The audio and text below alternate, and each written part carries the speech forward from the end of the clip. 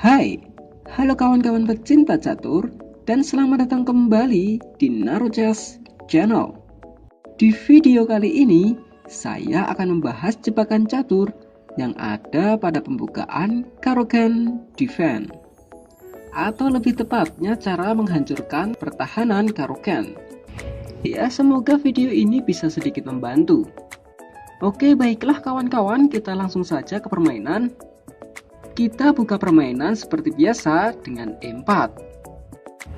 Dan hitam membalas dengan pion C6. Nah, pion C6 ini disebut juga pembukaan Karoken Defense. Oke, kita balas dengan kuda C3. Dan hitam menjawab dengan pion D5. Tujuannya, hitam ingin menghilangkan pion pusat kita. Tapi tidak apa-apa. Kita balas saja dengan kuda F3, atau bisa disebut variasi two-knight attack. Di sini ada 3 pilihan bagi pion. Yang pertama, maju mengancam kuda. Yang kedua, memakan pion kali E4. Atau yang ketiga, membiarkannya dan mengancam dengan gajah G4. Oke, kita akan bahas satu persatu gerakan tersebut. Dimulai dari gerakan pertama, yaitu pion maju ke D4, mengancam kuda. Maka kita jawab saja dengan kuda ke E2, mengancam pion 2 kali. Dan pasti di sini hitam akan menggerakkan pionnya ke C5 untuk melindungi pion tersebut. Kali ini kita berikan pilihan dengan pion C3. Dan jika hitam tetap mengancam kuda dengan pion D3, maka kita serang pionnya 2 kali kembali dengan kuda F4. Dan hanya pion C4 yang dapat melindungi pion. Ya, kita memang terdesak oleh 2 pion hitam. Tapi semua itu akan segera hilang jika kalian memainkan menteri A4 skak. Ya, di sini mau menutup dengan apapun itu, kita makan saja pion C4 dengan menteri. Dan kini kita masih menyerang pion 3 kali. Hitam sudah tidak bisa melindungi pion. Dan setelah gerakan normal, kita makan lagi saja pionnya. Unggul 2 pion dan pengembangan perwira yang sangat cepat tentu cukup membantu sekali dalam memenangkan pertandingan. Oke, lanjut ke gerakan kedua, yaitu pion makan pion. Ya, kita tinggal makan kembali saja dengan kuda. Di sini hitam mempunyai beberapa pilihan untuk bergerak.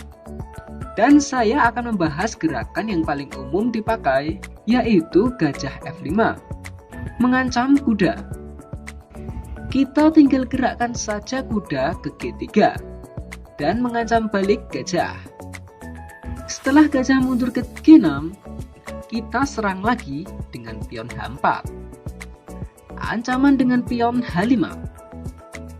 Dan jika hitam memainkan pion H6 untuk membuat jalan kabur bagi gajah, kita terus ancam gajah dengan kuda E5. Ya, karena hitam sudah membuat jalan, maka gajah bisa kabur ke H7.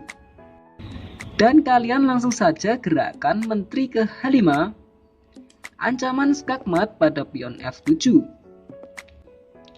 Di sini hitam bisa saja melindungi dengan pion G6 sekaligus mengancam menteri. Tapi biarkan saja menterinya. Dan lanjutkan dengan gajah C4. Jika hitam menganggap kita lupa dan memakan menteri, kita bisa mainkan gajah kali F7 skakmat. Jadi di sini hitam harus melindungi petak F7 dengan pion E6. Kita tarik mundur menteri terlebih dahulu ke E2. Dan di sini apapun gerakan hitam yang tidak melindungi pion F7 akan berakibat sangat fatal. Contoh gajah E7 berniat mengancam kuda E5. Kita tinggal makan pion kali F7, ancaman ganda menteri dengan benteng.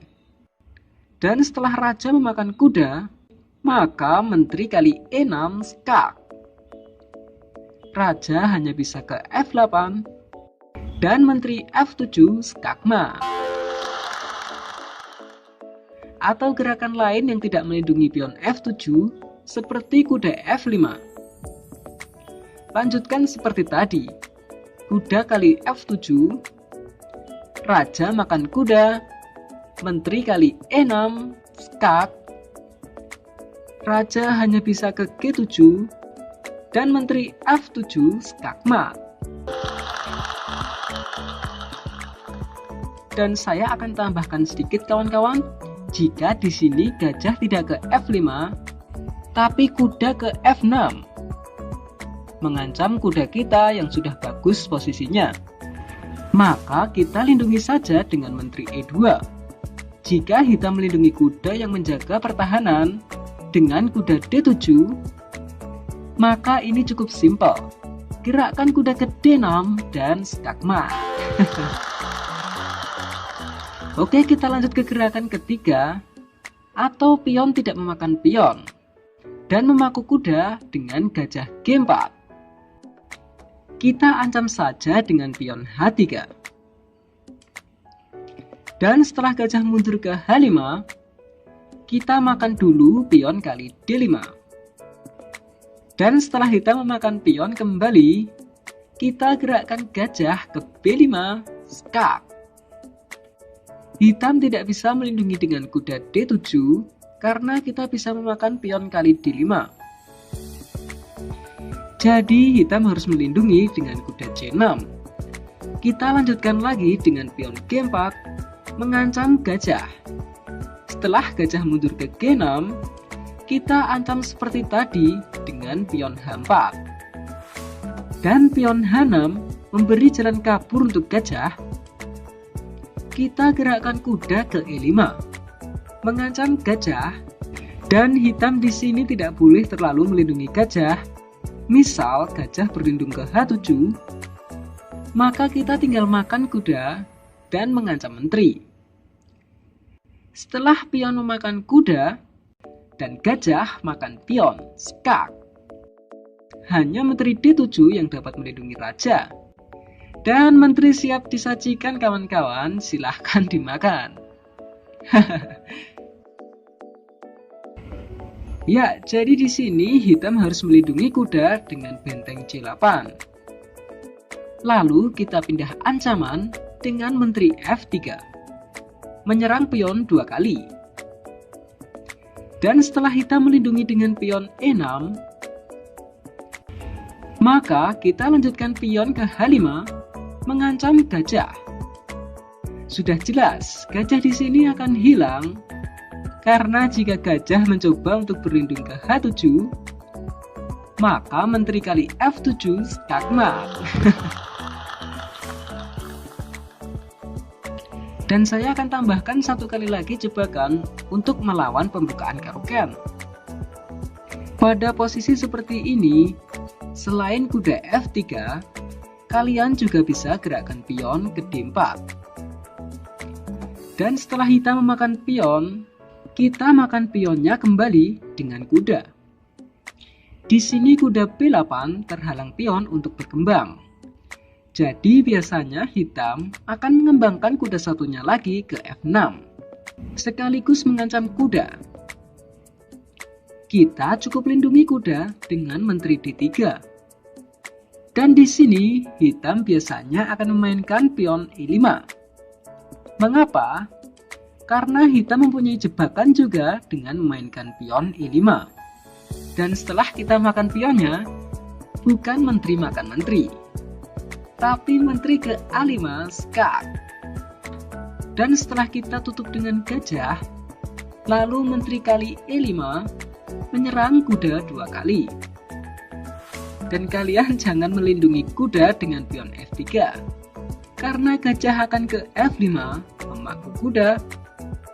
Jika kalian mencoba mengusir gajah dengan pion F4, itu tidak ada gunanya, karena setelah kuda memakan kuda dan kalian makan dengan pion, maka menteri akan langsung memakan pion skak ster. Setelah menteri memakan menteri dan gajah makan menteri, benteng kalian terjebak. Sangat tidak bagus. Oke, kembali ke posisi sebelumnya. Jadi kalian jangan melindungi kuda, tapi silahkan rokade panjang saja. Dan di sini hitam tidak bisa memakan kuda dengan menteri, karena benteng akan ke E1, menteri akan hilang.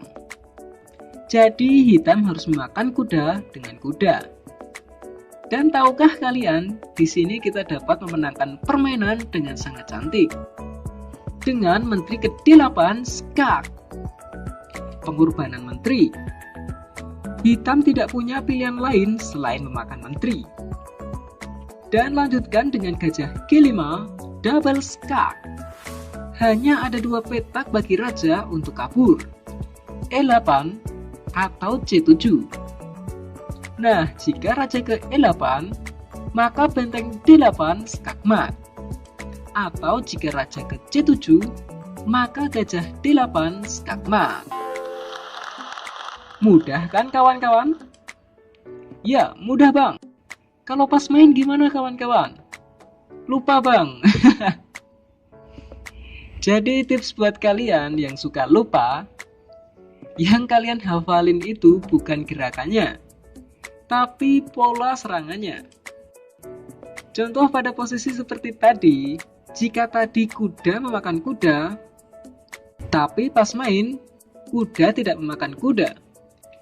Tapi misal musuh pion H5, tidak mengganggu serangan kalian kan? Ya, sebenarnya kalian juga bisa santai, misal pion ke H4. Dan jika kuda sudah memakan kuda, maka kalian lanjutkan seperti tadi. Menteri ke D8, skak, raja makan menteri, gajah G5, double skak. Nah, misal raja ke E8, maka benteng D8 skakmat.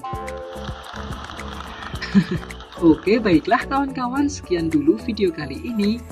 Jika kalian suka video-video catur seperti ini, silahkan klik like dan juga subscribe channel Narochess ini agar saya bisa lebih bersemangat lagi dalam membuat video-video catur selanjutnya. Adanya salah kata, saya mohon maaf. Salam chess lovers, terima kasih.